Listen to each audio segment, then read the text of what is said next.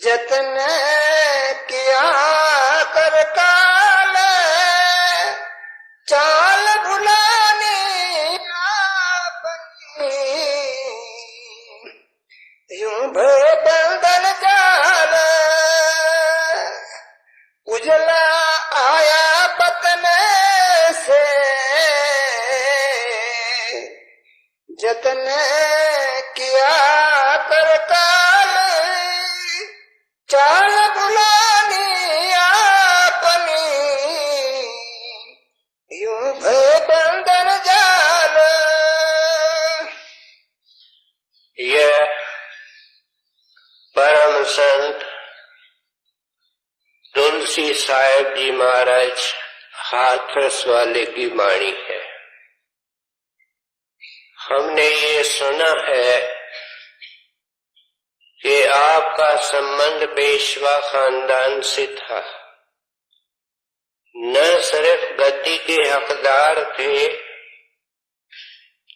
लेकिन गद्दी तिलक की घोषणा भी हो चुकी थी। मालिक ने बड़े ऊंचे काम के लिए भेजा।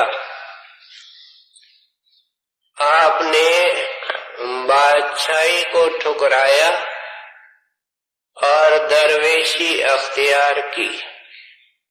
कहने के अंदर तो ये एक सेंटेंस या वाक्य है, लेकिन इसके ऊपर गहराई से चिंतन करें और जितने संत महात्मा हैं उनका जीवन ये एलोक्वेंटली बोलता है कि उन्होंने सब कुछ कुर्बान करके, संपूर्ण इच्छाओं का हवन करके उस परमेश्वर को पाया। गुरु साहब ने वाणी के अंदर लिखा, तन मन धन सब सौंप गुरु को, हुकुम मनिए पाइए।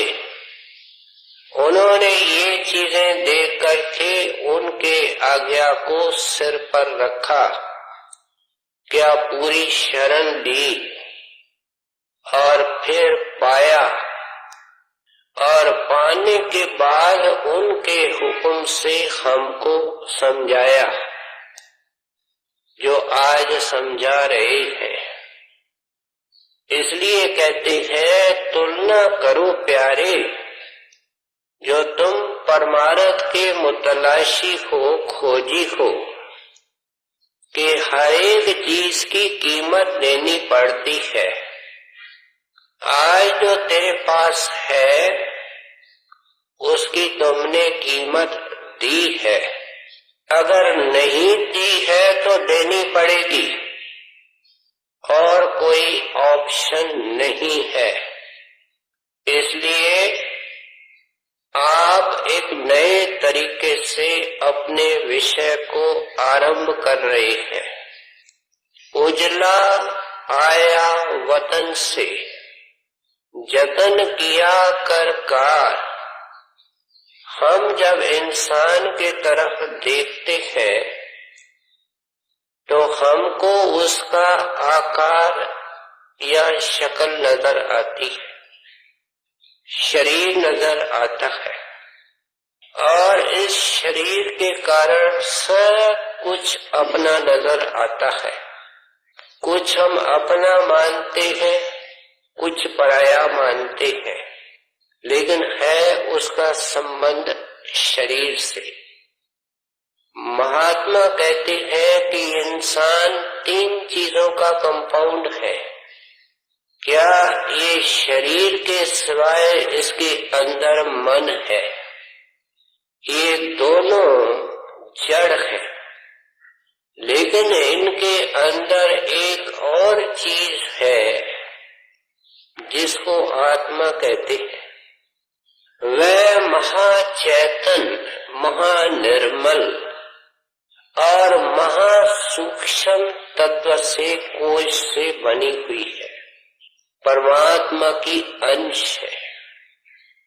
जब आप इशारा करते हैं कि उजल है या ओझल थी, तो आपका इशारा आत्मा की तरफ है, जो इस तन और मन का सहारा है, क्योंकि वह चेतन है, ये जड़ है।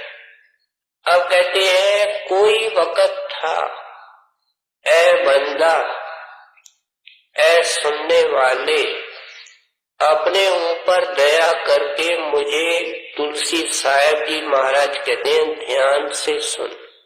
तुम उस अवस्था को भूले हुए हो। कोई ऐसा वक्त था कि तेरी आत्मा परमात्मा में लीन थी और बेहद निर्मल और उछल थी। ये हमने संत मत की लिटरेचर में पढ़ा है, अनेक बार सुना है कि काल की भक्ति के ऊपर खुश होकर के कुछ आत्माओं का भंडार सत्पुरुष ने उसके हवाले किया और वह भंडार त्रिलोकी तक बल्कि पार ब्रह्म तक आबाद है।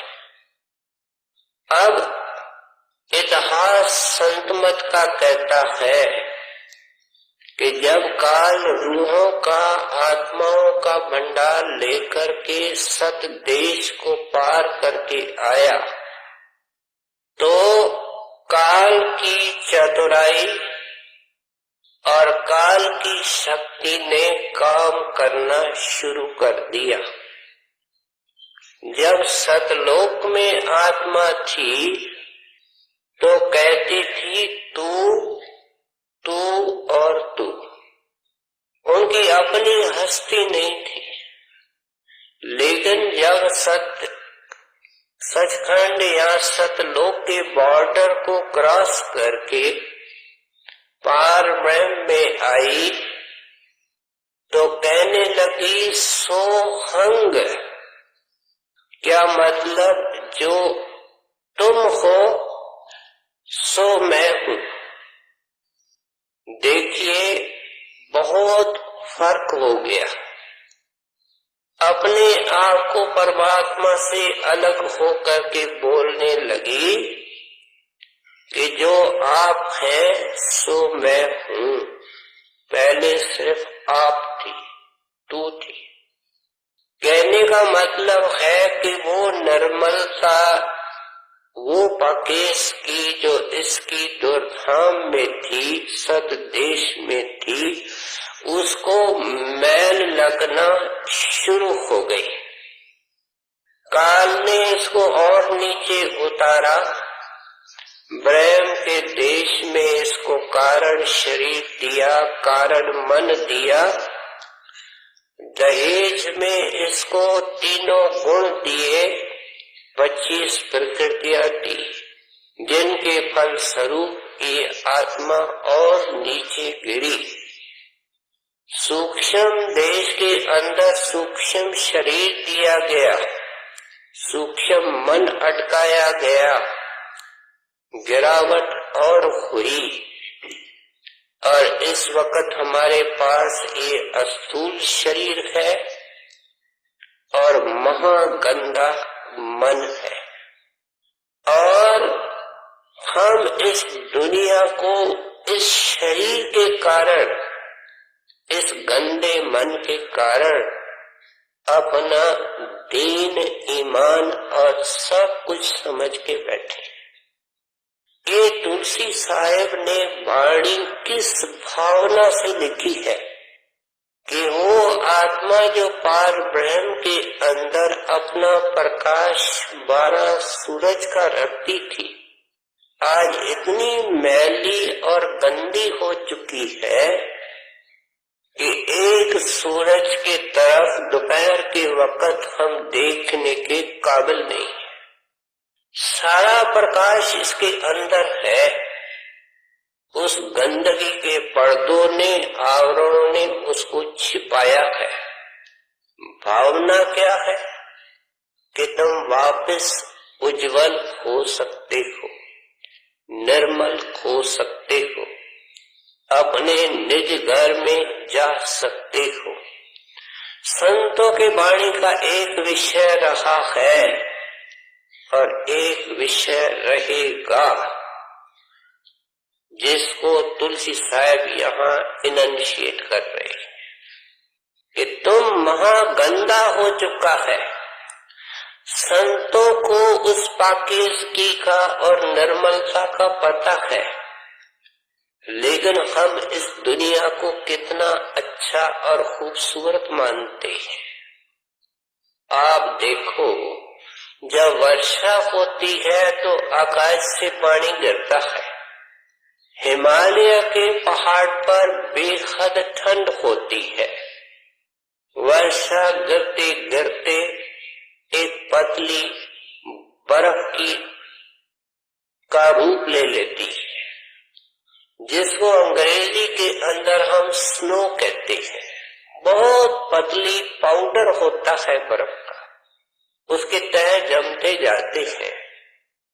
लेकिन जब कुछ गर्मी पड़ना शुरू करती है तो वो जो बर्फानी शिखरों पर स्नो है वो पिघलने लगती है।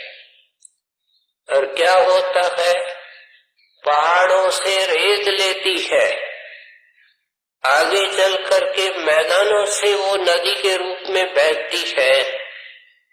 मैदानों में मिट्टी उसका रूप जो निर्मल था वह खत्म हो गया। नदी के ऊपर अनेक शहर आबाद हैं। हर एक शहर का कूड़ा और कचरा उस नदी में पड़ता है। फिर सरकार ने डैम लगाए और उनके नाले बनाए, नालियां बनाई। वहां जाकर के पानी की हालत देखो, अनेक मच्छर मक्खियां, पानी स्टैग्नेट करता है, बदबू देता है। कौन सा वो पानी है जो पहाड़ के शिखरों पर बिल्कुल सफेद था? जब कोई कपड़ा ऐन साफ होता है तो उसको अंग्रेजी में स्नो वाइट कहते हैं, बेदाग।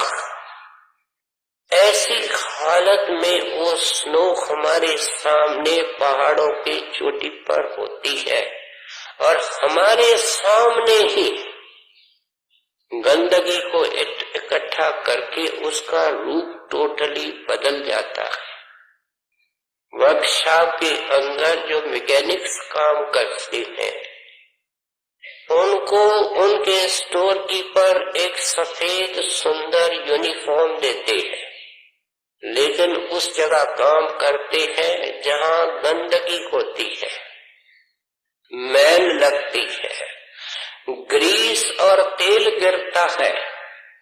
हमारे सामने उसकी वर्दी काली होने लगती है, तेल से भरने लगती है।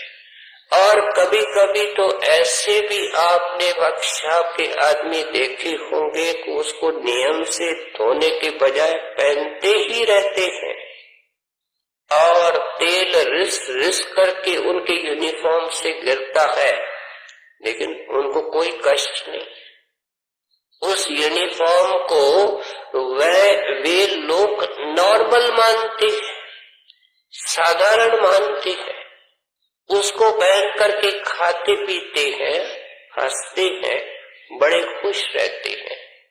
ये इंसान की हालत है। ये काम, क्रोध, लोभ, अहंकार की गंदगी, कपट और झूठ का कचरे का ढेर, दुनिया के मोह मिथ्या के ढेर और दुनिया के ये झूठी धन दौलत इकट्ठी करके इसको एक अच्छी कामयाब जिंदगी समझता है।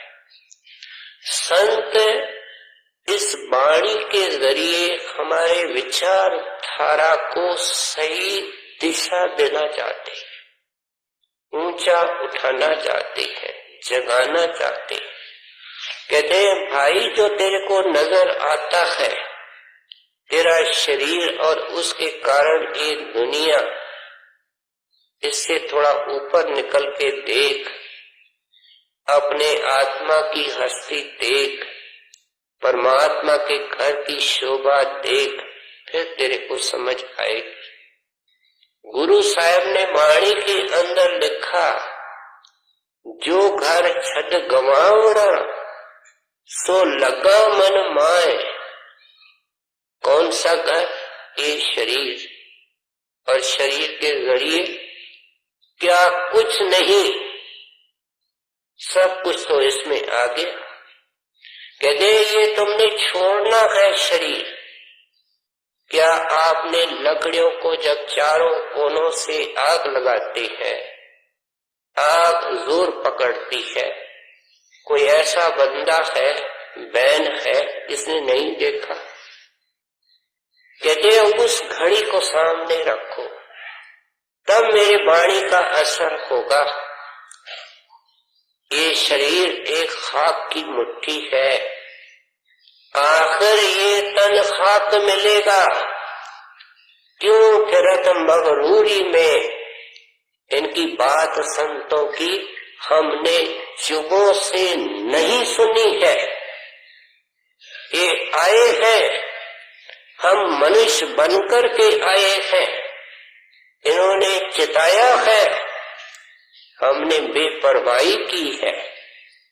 अब ये चाहते हैं कि कोई किस्मत वाला इसको सुने और लाभ उठाए। तो इसलिए सारे इस शब्द का विषय ये है कि आत्मा जिसका पार ब्रह्म प्रकाश 12 सूरज का है। संतों की वाणी कहती है सतलोक में 16 सूरज का है। इतनी प्रकाशवान और तेजस्वी और निर्मल है। ये सारी जो प्रोसेस है, जो हमारी नैतिक पतन हो चुका है, गिरावट हो चुकी है, ये वापस कैसे रिस्टोर हो सकती है? वो निर्मलता हमारे अंदर कैसे आ सकती है? आत्मा कह सकती है तन मन से अलग होकर के निज भंडार में कैसे जा सकती है? इस विषय को लेकर के आप आगे खोल करके समझाते हैं। उजला आया वतन से जतन किया करताल, चाल बुलानी आपनी यूं है बंधन जाल। तारे दरबारी साध है, उनसे सब कुछ होए, तुरंत मिलावे नाम से, उन्हें मिले जो कोई। अब बिल्कुल रैशनली समझाते हैं कि निर्मल और पाक पवित्र एक परमात्मा है। यहाँ तक कि क्राइस्ट के एक सेवक ने कभी किसी वक्त क्राइस्ट को कुछ अर्ज करनी चाहिए और बोलने की कोशिश करते हुए बोला, गुड लॉर्ड, मेरे प्यारे सतगुरु, मेरे नेक सतगुरु। तो क्राइस्ट ने वहां ही रोका, बोलने नहीं दिया और जवाब दिया, हु इज गुड? कौन नेक है? Only the father is good. केवल परमेश्वर नेक है। ये संतों की निम्रता है, इसके कारण ये संतों की महानता है। तो इसलिए कहते हैं कि निर्मल वो केवल परमेश्वर है। आए दिन संतों के वाणी के जरिए हम सत्संग में सुनते हैं कि उस परमात्मा ने अपने अंदर से एक सृजन खास शक्ति बनाई है, जो सारे खंडों ब्रह्मांडों को बनाती है, उन उनका पालन पोषण करती है। उसके और परमेश्वर के बीच में कोई फर्क नहीं है। वह गॉड है, वह गॉड इन एक्शन है। क्या सृजनकार परमेश्वर की शक्ति है। कहते हैं एक वो निर्मल है। महात्मा चरणदास जी महाराज साहब की वाणी हम पढ़ते सुनते हैं। दसों दिशा में मैल है, सब गंदम गंदा। क्या इस एक निर्णय को, संतों का निर्णय अनादि अटल, इसको कोई सत्संगी मानने को तैयार है? दसों दिशा में मैल है, सब गंदम गंदा। 10 दिशा कैसे हो गई?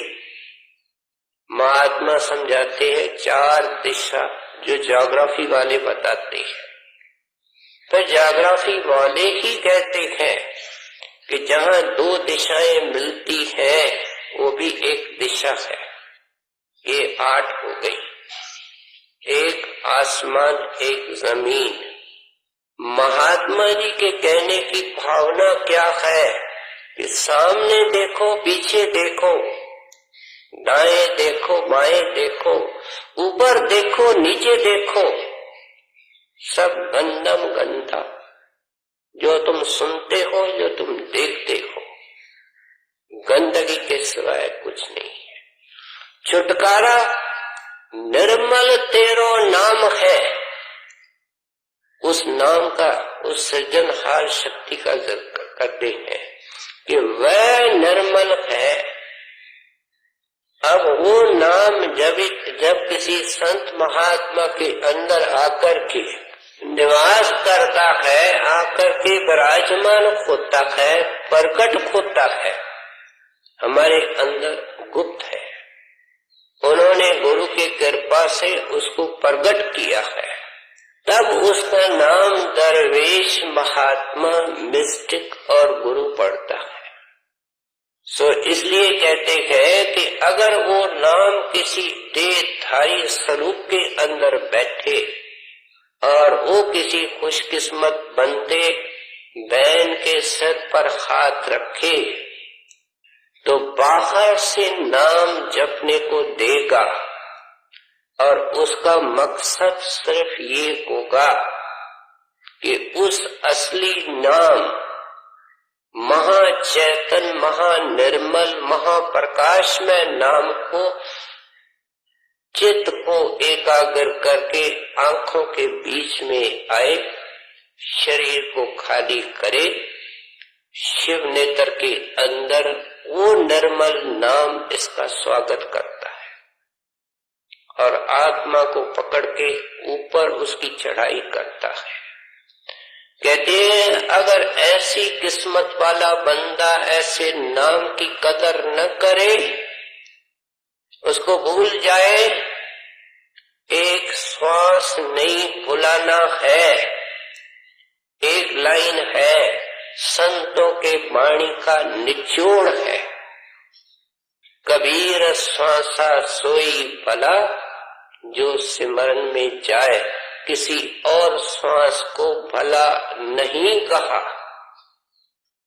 हम कुछ भी सोचे, कुछ भी करें, इसलिए कहते हैं जो विसरे सो अंधा।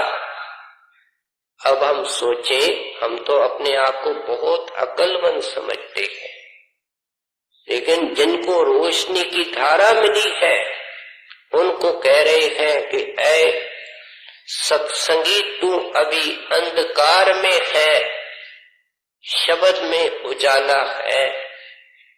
जिस वक्त इस देह को खाली करके उस शब्द के साथ तेरी सूरत लगेगी, गुरुदेव तुमको अंतर की आंख देगा, अंतर की आंखें देगा, जिनसे कि अंदर का प्रकाश देखा जाता है।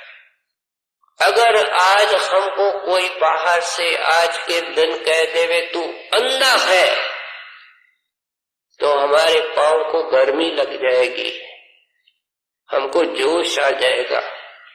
लेकिन महात्मा तो हमको खड़ी सुना रहे, क्योंकि अगर ये खामोश रहे तो हम जन्मों के कोमा में, जन्मों की बेहोशी में, गफलत में सोए पड़े कैसे जाग सकते हैं। ठोकर मारते हैं, तीर लगाते हैं तो कस के लगाते हैं। कहते तू जो कहता है मैं गुणी ज्ञानी ये है, तू क्या है? महात्मा ने बता दिया, जो विसरे सो अंधा। चाहते क्या है? आंखों वाला बने, हरदम याद करे। जिसको सिखाया गया है वो क्यों बुलाता है? सो इसलिए कहते हैं दूसरा वो नाम निर्मल है, और तीसरा हमने सुना जिस महापुरुष के अंदर वो प्रकट होता है। इसलिए आप इस दोहे के अंदर कह रहे हैं कि इस आत्मा की प्यूरिफाइंग और क्लींजिंग प्रोसेस कैसे शुरू होती है? दरबारी साध है। कहते हैं उस परमेश्वर के घर जाने का भेद संतों के पास है, साधुओं के पास। साधु कौन? जो नाम का रूप है, उसकी और कोई निशानी नहीं है।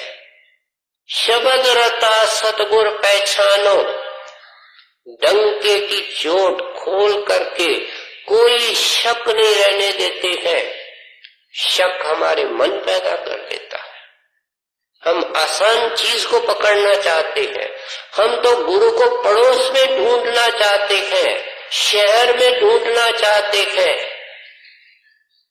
अपने जाति में ढूंढना चाहते हैं, क्योंकि मन आराम पसंद है। शब्द रता सतगुर पहचानो, हम ये पूरा पता दही मानो साथ विलायत के दूर बैठा है।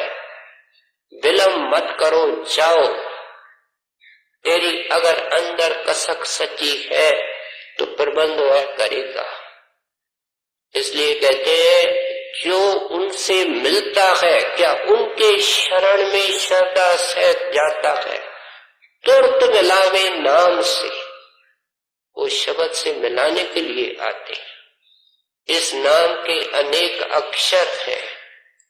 मुसलमानों ने उनको कलमा कहा, मांगे आसमानी कहा, हमारे वेदों ने उसको नाद कहा, उद्गीत कहा, अंग्रेजी महात्माओं ने उनको होली स्पिरिट कहा, होली घोस्ट कहा, वर्ड कहा। हमारे ग्रंथ साहब के अंदर उसके अनेक नाम हैं। हुक्म, अकद कथा, अखंड कीर्तन। आम महात्मा हिंदुस्तान के उसको नाम, यह शब्द कहते हैं। क्राइस्ट ने उसको वर्ड इसलिए कहा है जो जिसका अर्थ बिल्कुल शब्द है। सो कहते हैं कि ये निर्मल है। अगर तुम ऐसे संत के पास जाओगे, वो तुमको उस नाम के साथ जोड़ने के लिए ही हिदायत करेगा और उसका पूरा भेद देगा। भेद दे करके घर में नहीं बैठता, इसके अंदर बैठता है। ये जो हमारे को बार बार ख्याल आता है कि नाम की कमाई नहीं होती, भजन नहीं होता है, बेचैनी दुनिया में है, गुरुदेव इसे बचाओ, ये कौन कर रहा है? जो अंदर बैठा है। हर एक अपनाए हुए जीव के अंदर बैठा है। सो इसलिए आप बताते हैं कि ये काम ऐसे वर्तमान महात्मा से होगा। गुरु साहब की वाणी कदम कदम पे अपने का जिक्र करती है, मेरे का जिक्र करती है। मेरा गुरु परमेश्वर सुखदाई। गुरु अर्जन देव महाराज सब यहाँ गुरु रामदास को मेरा कहते हैं। फिर जिन गुरु सेविया अपना, जमदूत न लागे दंड। जो वक़्त के गुरु पर अपना जिनको देखा है, जिसकी शरण ली है, उनकी जो सेवा करेगा, सेवा क्या है? भजन सिमरन, देह को खाली करना, जीते जी समाधि अवस्था में जाना, ये उनकी सेवा है। जिन गुर सेव्या आपना, जमदूत न लागे दंड। जमदूत परे रहते हैं, उनसे उनका कोई वास्ता नहीं होता। सो इसलिए आप समझाते हैं कि इनके सिवाय सब मैल है। जो जो दिसे सो रोगी, गुरु साहब कहते हैं रोग रहित मेरा सतगुर जोगी। पंखियों को, पशुओं को, इंसानों को रोग एक लगा हुआ है, वो है होमय का रोग। दुनिया की कोई चीज नहीं है, मिट्टी है, पत्थर है, उसके ऊपर भी दावा है कि ये मेरी खान है, ये मेरी जमीन है, ये मेरा मकान है। ये क्या है? होमय। इसलिए कहते हैं सब इस एक बीमारी के अंदर मुब्तला है। इसलिए दवा भी एक है। गुरु साहब ने फरमाया सर्व रोग का, सब दुखों की, सब रोगों की दवा, औखद दवा। सर्व रोग का औखद नाम। वो नाम कहां से मिलेगा? गुर गोविंद। गोविंद मेरा वैद गुरु गोविंदा। इस शरीर का वैद वो है, इस होमय की बीमारी का वैद वो है जो गुरु गोविंद का रूप है। गुरु गोविंद, गोविंद गुरु है। हमारा मन मानता नहीं, इसलिए गुरु साहब आगे क्या कहते हैं? नानक भेद न भाई। तेरा मन ये भेद पैदा करता है। तो इसलिए आप सिस्टमैटिकली समझाते हैं कि उनके चरणों में जाकर के कोई वो करामत नहीं दिखाते हैं। ये लोअर डिग्री के साधु जन रिद्धि सिद्धि वाले करते हैं। उनके पास प्रेम है, भक्ति है, और प्रेम से वो सत्संग के प्रवचन के जरिए समझाते हैं। गुरु साहिबान का इतिहास कहता है कि गुरु नानक देव जी जब प्रातः काल को सत्संग करते थे तो जो सत्संग सुनने जाते थे उठ करके चले जाते थे। एक 10-12 साल का बालक बैठा रहता। गुरु साहब ने उनको बुला करके किसी दिन पूछा, बेटा जाकर के तुम खेलो, तुम्हारे तो खेलने की उम्र है। कहने लगे महाराज मेरी अर्ज, मेरे माता जी ने एक दिन मुझे जंगल से लकड़ियां इकट्ठी करने के लिए कहा, मैं ले आया, उसने चूल्हे के अंदर डाली। मैं देखता हूं कि छोटी छोटी पहले जलती है, बड़ी बाद में आपके सत्संग के अंदर सुना कि मौत की ज्वाला और आग सबको जला देगी। मुझे पता नहीं ये ज्वाला मेरे लिए कब आएगी। मुझे यहाँ शांति मिलती है, ठंडक मिलती है। इस जगह को छोड़ने को मेरा दिल नहीं करता। वह होनहार बालक कौन हुआ? बाबा बुढ़ा। उस वक्त गुरु नानक देव जी ने उसका नाम रख दिया था। तो उम्र में छोटा है लेकिन अक्ल में बुढ़ा है। और उस बाबा बुढ़ा ने कई गुरु साहिबान का गति तलब किया, इतनी ऊंची अवस्था में थे। ये बदलने के लिए आते हैं, कहते हैं तेरे को केवल उनके श्रद्धा से चरणों में जाना है, सहयोग देना है, और वो आते ही पार करने के लिए है। कोई वक्त आएगा जो तू धीरे धीरे साफ होकर के, निर्मल होकर के, उज्जवल होकर के घर को पहुंच जाएगा। आपको आगे सुने। दर दरबारी साध है, उनसे सब कुछ होए तुरत मिलावे नाम से, इन्हें मिले जो पोए कल जुग समलिखान जुग संत करे अवतार, जीव शरण हुए संत के भवजल उतरे पार। एक बिल्कुल न्यारी बात कर रहे हैं। कहते हैं कल युग के समान कोई और युग नहीं है।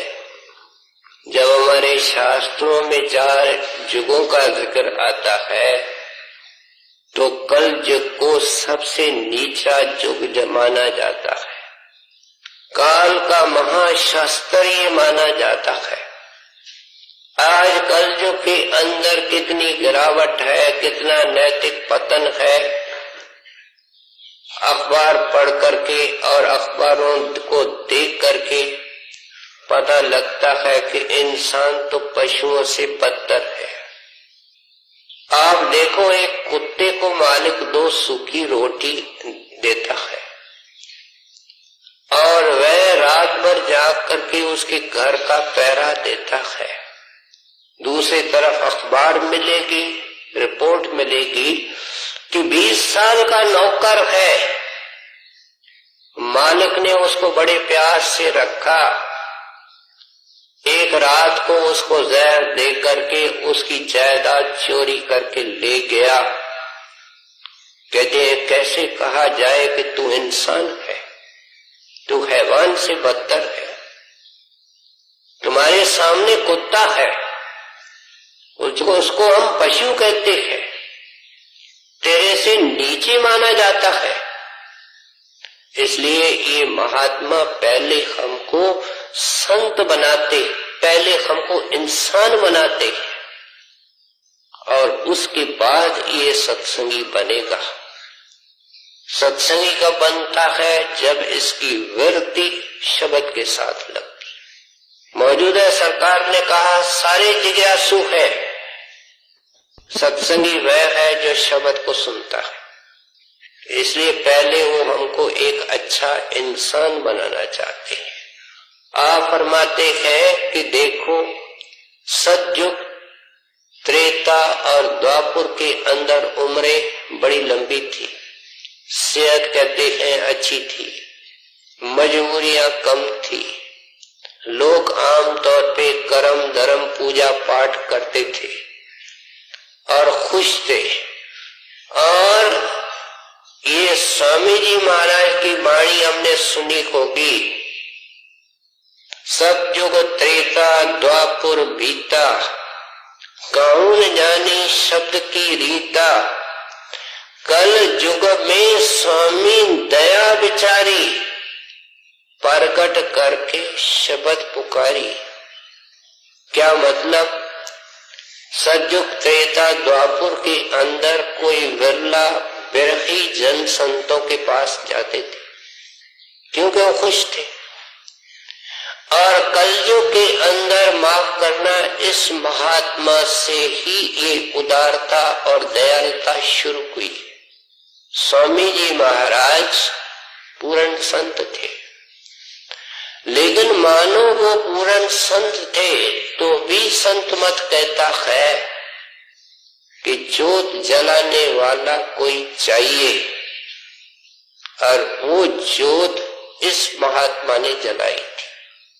स्वामी जी महाराज ने दयालुता करके खूब उदारता से इस दया के दरवाजे खोले, जिसके लपेट में पता नहीं कौन से लोग हम जैसे आ गए। स्वामी जी महाराज को अपने खजाने का हिस्सा दिया,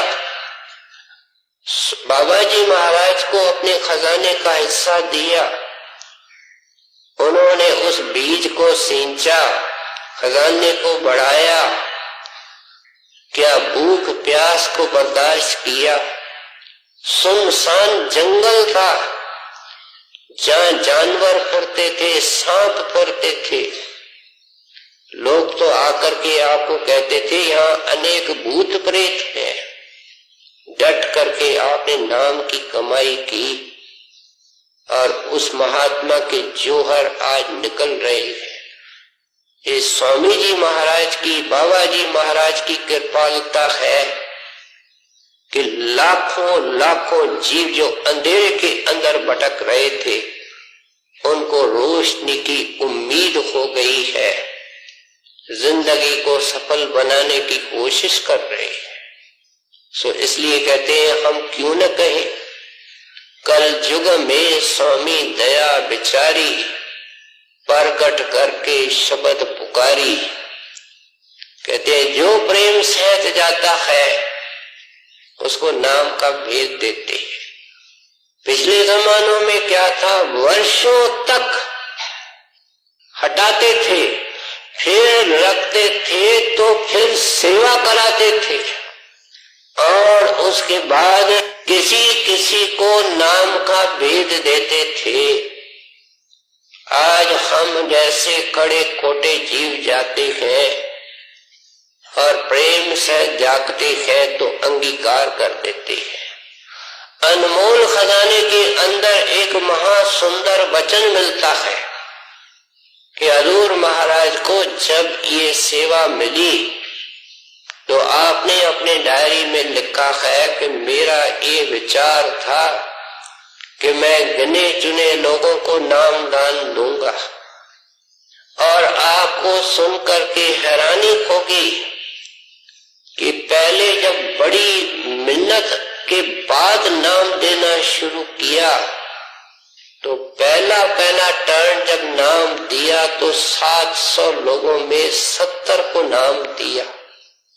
हजूर महाराज आगे लिखते हैं डायरी में कि उसके बाद जब मैंने देखा कि बड़े महाराजी मेरे पास धड़ाधड़ लोग भेज रहे हैं कि वो नाम गुरु नहीं देता है, नाम दे करके वो अपने गुरु के हवाले कर देता है। बड़े महाराजी पलंग पर लेटे रहते थे, उनके लेटने का अर्थ ही कुछ और है।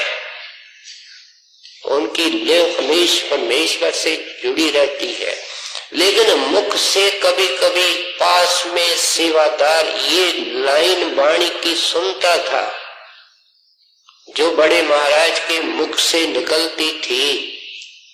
दीन दयाल भरोसे तेरे, सब परवार चढ़ायो बेड़े, अपने आप को बीच से निकाल देते हैं। भरोसे तेरे, अपने गुरु के भरोसे। हजूर महाराज फरमाया करते थे कि मैंने तो फिर सोचना ही बंद कर दिया और जो वो मेरे पास भेजते रहे, प्रेम सहित आते रहे, मैंने अपनी केवल ये ड्यूटी की जो मुझे देके गए। लाखों को नाम का अधिकारी बनाया, बेअंत जीवों को आगे के लिए चिताया। इसलिए कहते हैं, इस ख्याल से ये कहते हैं कि कल युग को मैं अति श्रेष्ठ युग मानता हूँ, जहाँ हम जैसे खोटे भी मंजूर हो रहे हैं। सो इसलिए आप समझाते हैं कि इस दृष्टि से तो ये बड़ी दया हो रही है। एक विदेशी सत्संगी ने महाराज जी से गेस्ट हाउस में एक सवाल किया, महाराज जी, when will the golden age come?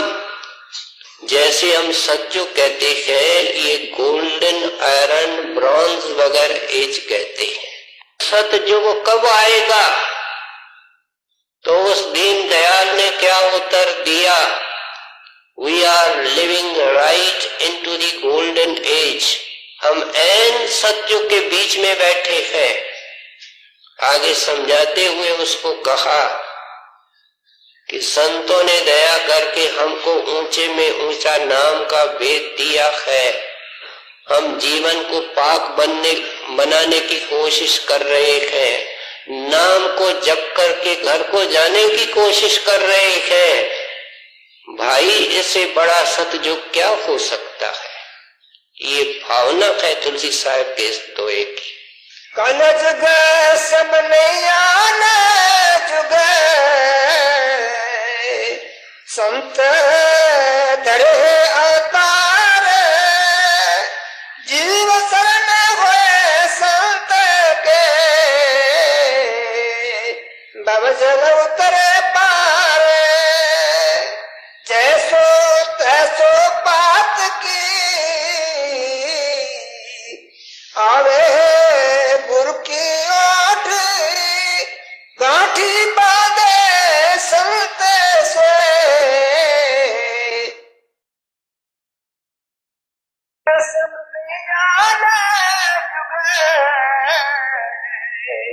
संत धरे अवतार जीव शरण होए संत के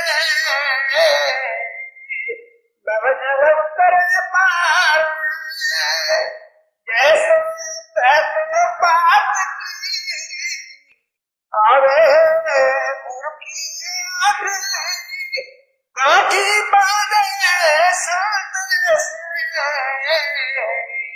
ना करके घर खोट। अब कुछ लोग ऐसे गुमराह हैं, उनका मन उनको महज एक बड़ा धोखा देता है। भाई संतों के चरणों में तो निर्मल आत्माएं जाती है। हम तो गुनहगार हैं, हम तो पतित हैं, हम उनके सामने जाने के लायक नहीं है। कहते ये प्यारे मन का एक सूक्ष्म धोखा है। यहाँ क्या कहते हैं, जैसो तैसो बात की आवे गुरु की ओर। कहते हैं वो हमारे गुनाहों से घबराते नहीं। याद रखें कि जब उन्होंने सतदेश को छोड़ा, निज धाम को छोड़ा, तो क्या उनको ये पता नहीं था हम कहाँ जा रहे हैं, हमको किस तरह के जीव वहां मिलेंगे।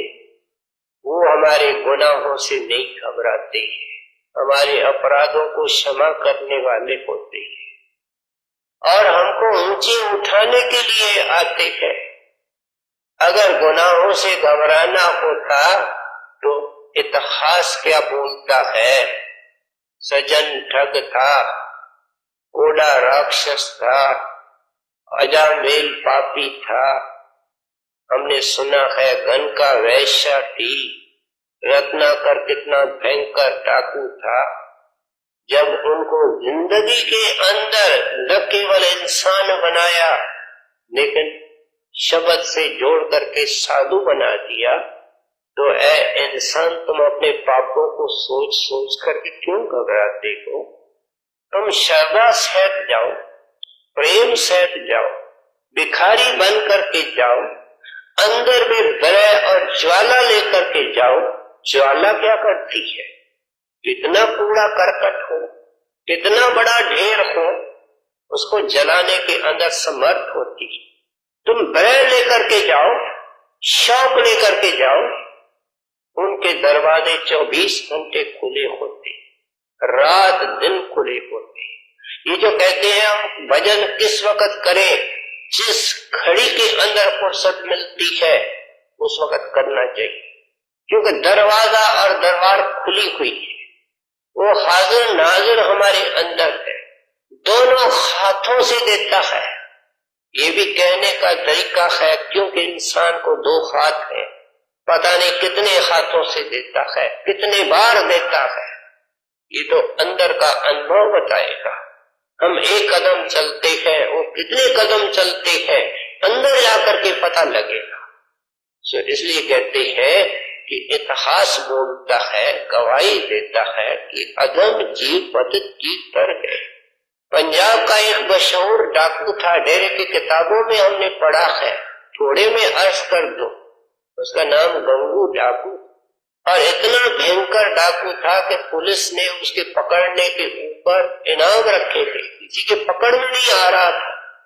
उसकी खुशकिस्मती इसी तरीके से महाराज जी के संपर्क में आया, देखता है लाइन लगी हुई है, पूछता है भाई क्या है, कहते हैं गुरुदेव नाम दान दे रहे हैं, लाइन में लग गया, महाराज जी के सामने गया। महाराज ने कहता भाई क्या खाते पीते हो? कहते हैं दीनदयाल आपसे क्या छिपा हुआ है, शराब मांस के सिवाय कुछ खाया ही नहीं। काम क्या करते हो? चोरी ठगी डकैती, और कुछ काम जानता नहीं। उसकी रहमत हमारे गुनाहों से बेहद बहुत बड़ी है। उस वक्त रहमत का सागर लहराने लगा, कहने लगे देख प्यारे, अब वायदा कर कि जो हो चुका सो हो चुका, अब न खाओगे न पियोगे और न चोरी ठगी डकैती करोगे। वायदा? कहता है वायदा। माए नाम दे दिया, अपने डाकुओं की टोली डिस्बैंड कर दी। इतिहास कहता है हक की रोटी कमाता रहा, छुपके से रहा, खूब भजन करता रहा, लेकिन जब उसके कान में ये बात आई, बीच बीच में छुपके से महाराज जी के सत्संग दर्शन के लिए आता, जब उसको पता चला कि बड़े महाराज जी चढ़ाई करके गए हैं, ज्योति ज्योत समा चुके हैं, उससे बर्दाश्त नहीं हुआ। वो खुद पुलिस के चौकी में चला गया। जिस गंगू की तलाश है वो आपके सामने खड़ा है। उन्होंने उनको जेल में डाला, अनेक मुकदमे थे, फांसी की सजा हो गई। चाहता तो भाग सकता, इतना होशियार डाकू था, लेकिन महाराज ने दर्शन देकर के कहा गंगू बस दुनिया देखेगी कि तेरे को फांसी आई, लेकिन हम तुम्हारे सूरत को फांसी से पहले संभाल लेंगे। जब किसी को फांसी दी जाती है तो उससे पहले उसे पूछा जाता है कि तेरी अंतिम इच्छा क्या है। तो गंगू ने क्या बोला, मेरी अंतिम इच्छा एक है कि मेरे इस मृतक शरीर को ब्यास पहुंचाया जाए, इसका संस्कार वहां होगा। साथ में क्या कहता है, जो कर्मचारी वहां खड़े थे, अगर आपकी तकदीर अच्छी है तो मैं आपको ये राय देता हूं कि जो महात्मा इस वक्त वहां जीवों का उद्धार कर रहा है, जाकर के दर्शन करो, आपके भले की बात कहता। ये कहने के बाद उसको फांसी पे चढ़ाया। बाकायदे सदा बहादुर महाराज के दिनों में उनके मृतक शरीर को ब्यास नदी के किनारे जलाया गया। कहते तुम क्यों घबराते हो, श्रद्धा लेकर के जाओ, प्रेम लेकर के जाओ, वो धोने के अंदर धोबी समर्थ है।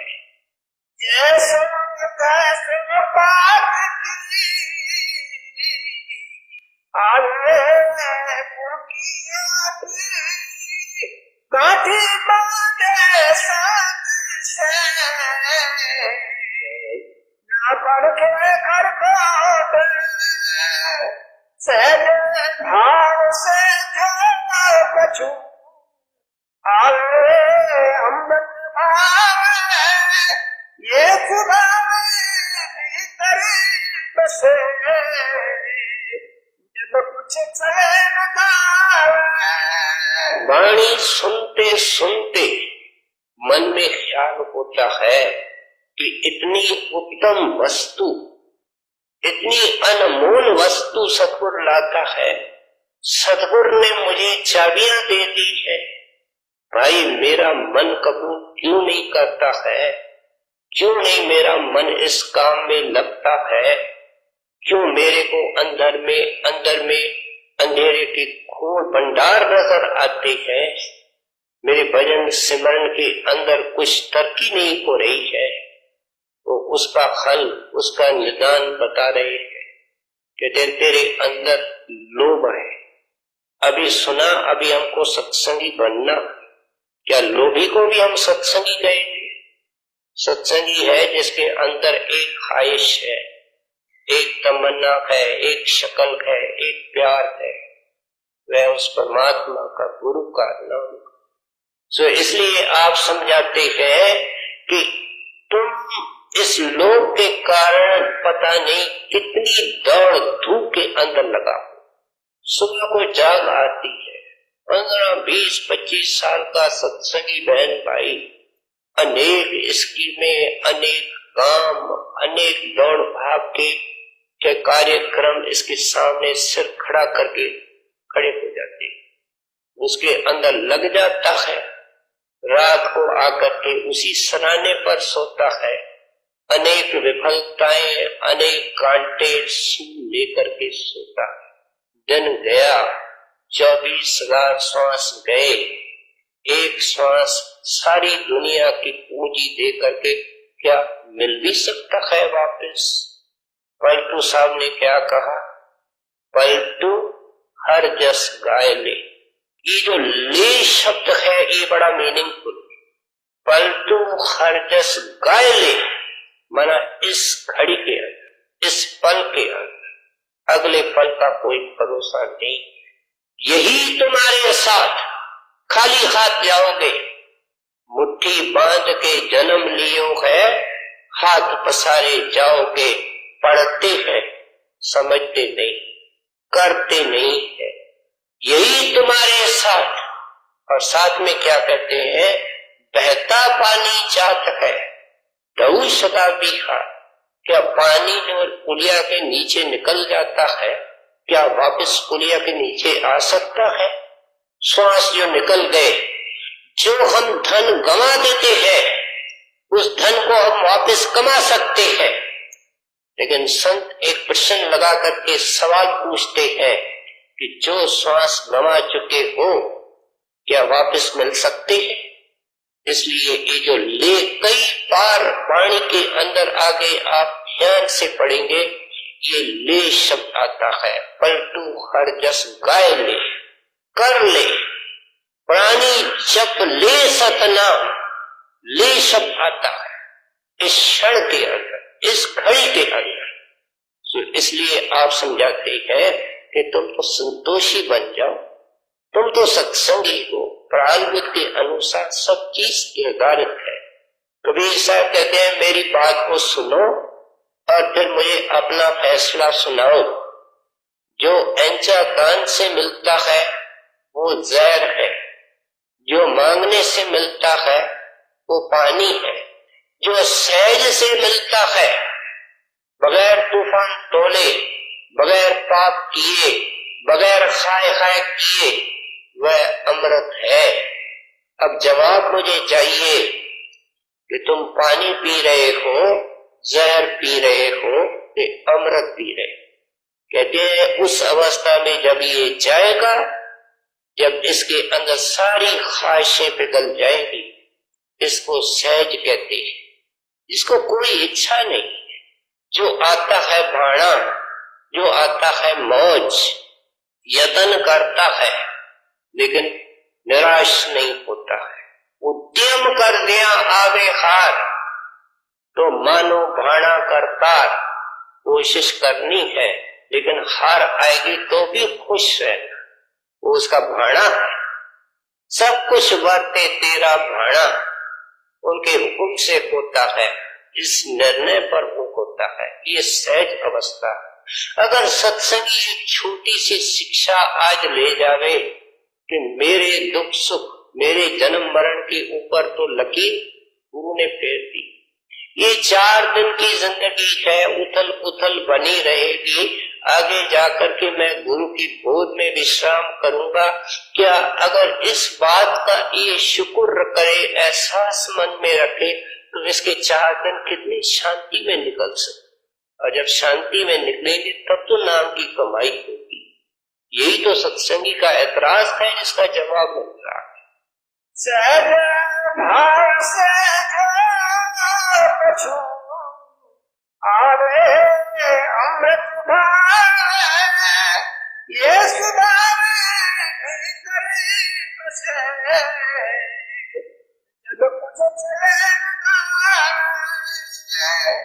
पानी बाढ़ो नाव में, घर में बाढ़ो नाम,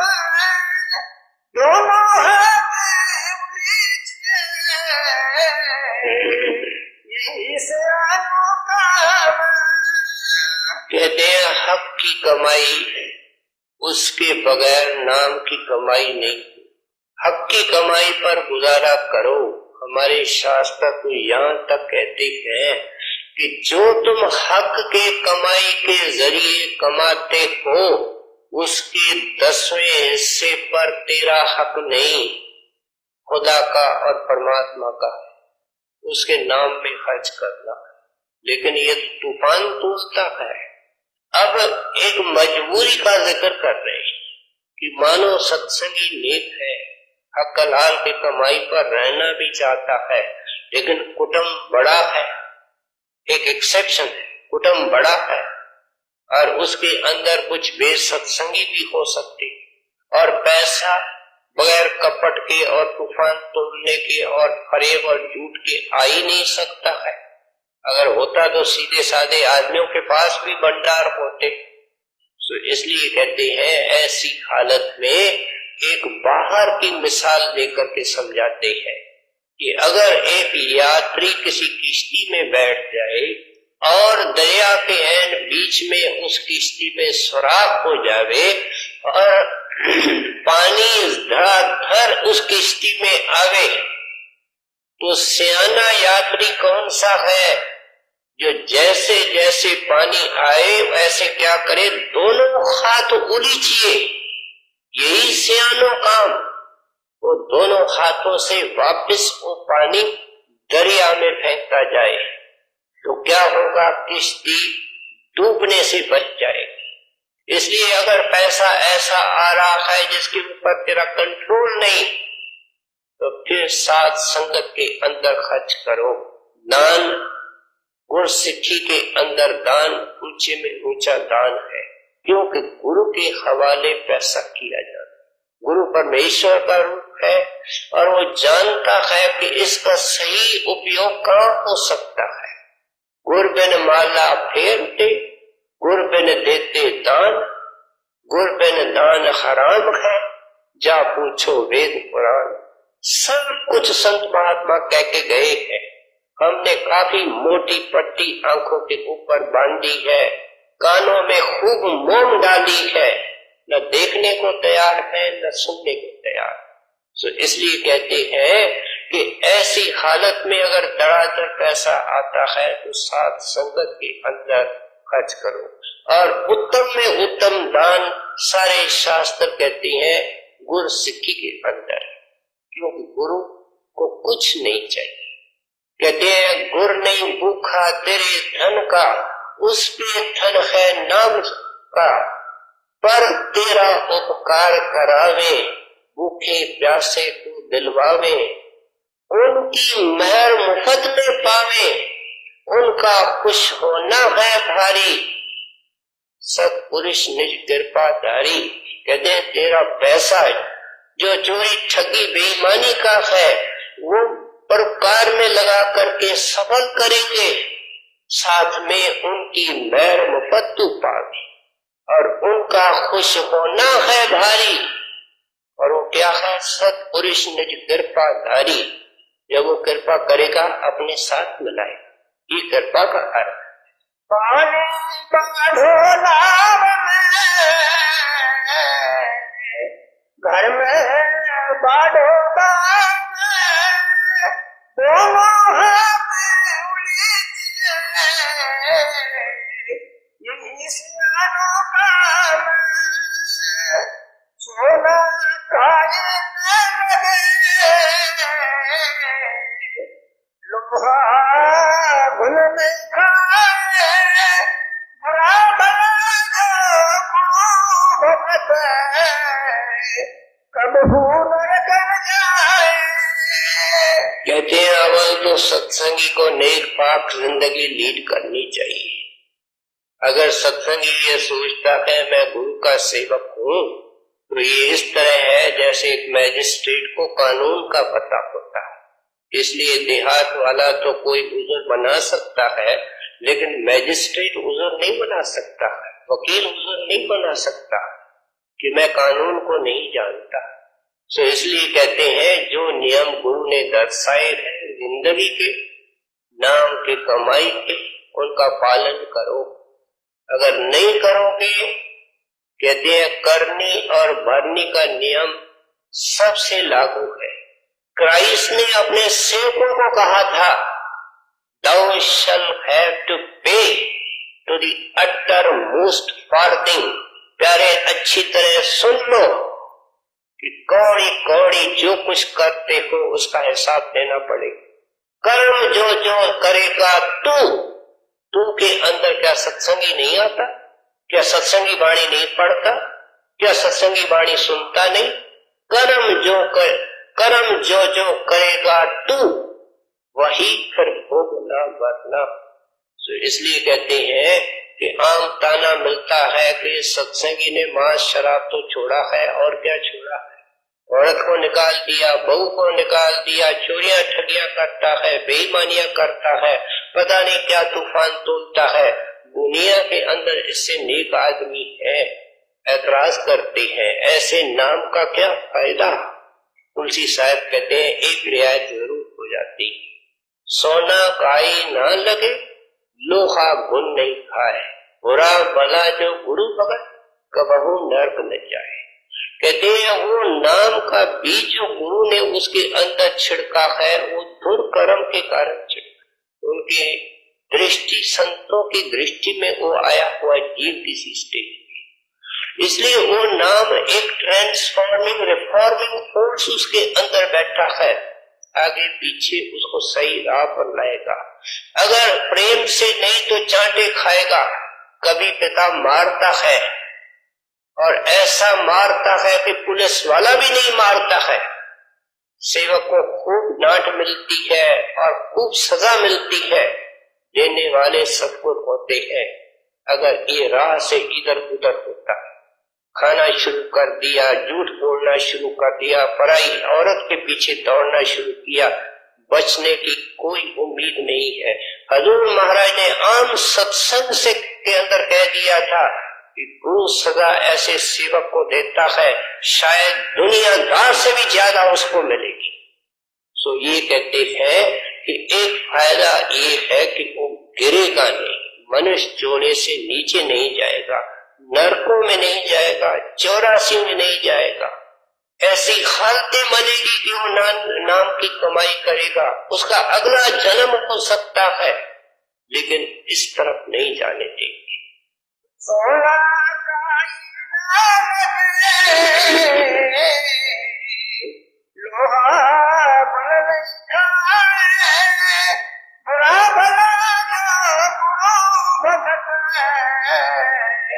कब हुनर कर जाए, गुरु बतावे खुद को, चेता बस न जाए, अंदर टाटी कपट मिले तो कर आए, लाख बात करके कहे नहीं माने गुरबे, चैन कहाँ से मिले, समझे सत्संग के। अब कहते हैं कि गुरु बताता है कि पूरब को चलो, क्या ऊपर को चलो। ये दुनिया रैन बसेरा है, तेरा निज घर ऊपर है। कोई कहता है कि हमारा देश ही है, ये हमारा देश ही है। जितने दुनिया के अंदर देश है वहां के रहने वाले ये बोलते हैं, लेकिन महात्मा क्या बोलते हैं कि सबका एक देश है और वो सत देश है। कहते हैं वो पूरब है, गुरु का इशारा उस तरफ है, और चेले की होश क्या है कि वो पश्चिम को जा रहा है। क्या गुरु के सिद्धांतों से दूर, नाम की कमाई से दूर, पता नहीं सत्संगी की क्या दुर्गति है। ये सबको देखना चाहता है कोई ऐसी माँ जो 12 महीने जन्म देकर के अपने बच्चे को नहीं देखना चाहेगी? साल हो जाते हैं, जिसने अंत में ले आना है, परलोक में संभालना है, इस वक्त हमारा रक्षक है, उसके दर्शन को दिल नहीं, उसको सुनने को दिल नहीं। प्रेमी के अंदर एक आवाज सुन उठती है, देखो अपने गुरु को, सुनो अपने गुरु को।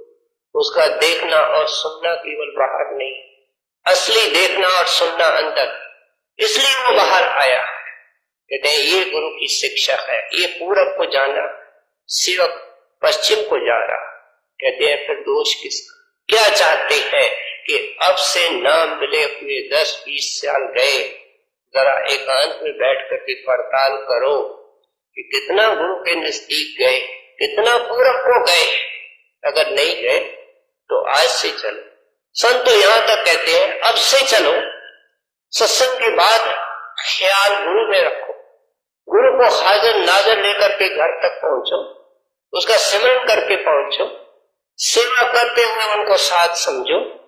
जो सेवादार सेवा करते हुए गुरु को साथ रखता है, सिमरन करता है, क्या वो तूफान तोलेगा, वो सीन क्रिएट करेगा, वो किसी इंचार्ज को परेशान करेगा? उसने लेना अपने गुरु से, उसको कोई ख्याल तक नहीं है, उसकी सेवा सफल है, एक ग्रेड की सेवा है। कहते हैं सत्संग का शौक रखो, सेवा का शौक रखो, तेरे चित्त को निर्मल करेगी। सबसे बड़ी बात है कि गुरु को हाजिर नाजर लेकर के सब जगह रहो। दुनिया में चलने का ये तरीका है, और नतीजा क्या होगा कि जब उसका सिमरन करोगे, ध्यान करोगे, भजन में बैठोगे, दिन भर जब उसको सोचा तो कौन आएगा? वही आएगा। तेरा काम बनने लगेगा, वो पूरब को जाने लगेगा। अच्छी तरह सब शंकाओं का समाधान करके एक विषय को लिया है। आत्मा तन मन की कैद में है, पहले उजल थी, निर्मल थी, वापस कैसे उजल हो सकती है? सारी प्रोसेस को खोल करके समझा दिया। लाख बात करके नहीं माने मुर्दे चैन कहाँ कैसे मिले, समझ न सत्संग के